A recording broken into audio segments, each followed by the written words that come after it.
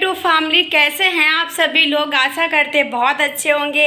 आप सभी लोगों का मोस्ट वेलकम है हमारे न्यू ब्लॉग में।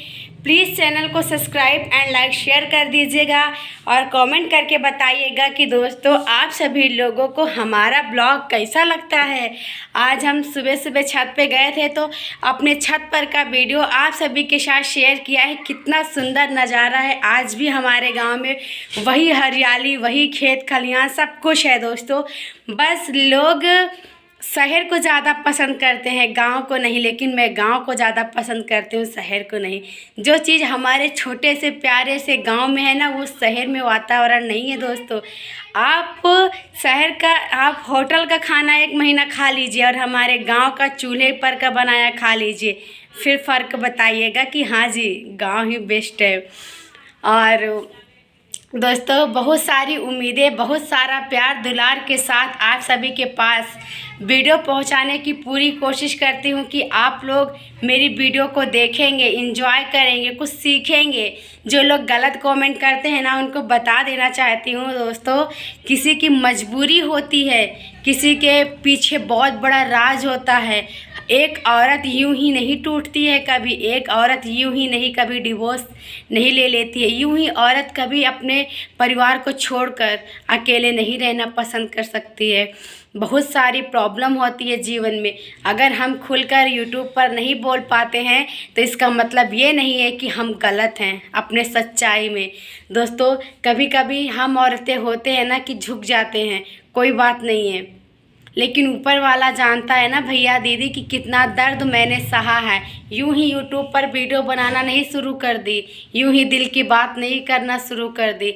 बहुत तकलीफ़ें झेली हैं, खाना नहीं खाते थे, ऐसे रात दिन बीत जाता था। मेडिसिन हमेशा लेनी पड़ती थी, शहर में थी तब तो किसी ने मेरा मदद नहीं किया। जब मैं अपनी दिल की बातें आप सभी तक पहुंचाने की कोशिश कर रही हूं तब लोग बीच राह में आ जा रहे। क्यों आ रहे हैं? जब बिस्तर पे मैं थी, मैं बीमार थी, तब मेरा समाज, मेरा परिवार, मेरा ससुराल या कोई अन्य लोग मेरा सपोर्ट नहीं किया। जब मैं अपने माता पिता के घर आई, मुझे रहने का छत दिया गया तो सब लोग बोल खड़े हो गए। क्यों?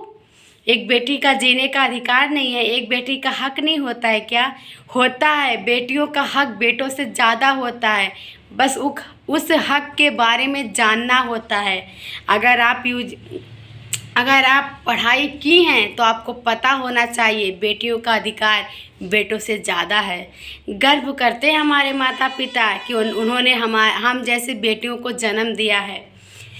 ज़रूरी नहीं है कि बेटियों को पढ़ा लिखा कर शादी कर दी जाए।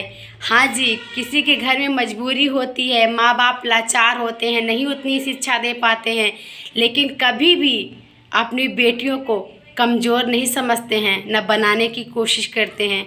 उन्हें चट्टान के जैसे बनाते हैं किसी भी चीज़ का सामना करने। यूं ही एक औरत जब माँ बनती है ना, उससे जाके हॉस्पिटल के पास खड़े रहिए, उसके दर्द का अंदाज़ा लगा लीजिएगा। एक लड़की बच्चे को जन्म दे सकती है तो सोचो वो क्या नहीं कर सकती है इस दुनिया में। पेट में गैस बन जाती है तो कितनी तकलीफ़ होती है। एक माँ अपने बच्चे को 9 महीना पेट में रखती है, अगर उसी को धुतकार कर घर से भगा दिया जाए तो क्या आप उसके आत्मसम्मान के लिए नहीं लड़ेंगी? आप बताइए। यहाँ पे लोग का पेट में गैस बन जाता है तो कहते हैं कि बस मुझे दवा ही चाहिए, मुझे डॉक्टर के पास ही चाहिए। जब एक माँ 9 मंथ इस दर्द से झेलती है, इस तकलीफ़ को झेलती है, महसूस करती है, और उसका बच्चा बड़ा होकर उसका शादी हो जाता है तो उसको तकलीफ़ मिलेगी, तो माँ को तकलीफ़ नहीं होगी? हम अपने लिए आवाज़ नहीं उठा सकते हैं? क्यों नहीं उठा सकते हैं? बहुत सारे रास्ते हैं, बस आना चाहिए, ज्ञान होना चाहिए।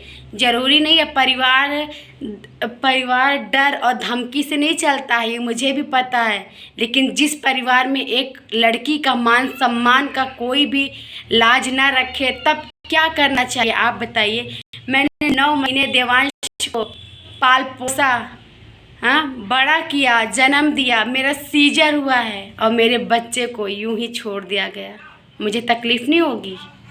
मैं उसके आत्म सम्मान के लिए नहीं लड़ूंगी? क्यों नहीं लड़ूंगी? लड़ूंगी क्योंकि मैं कमज़ोर रही हूँ। और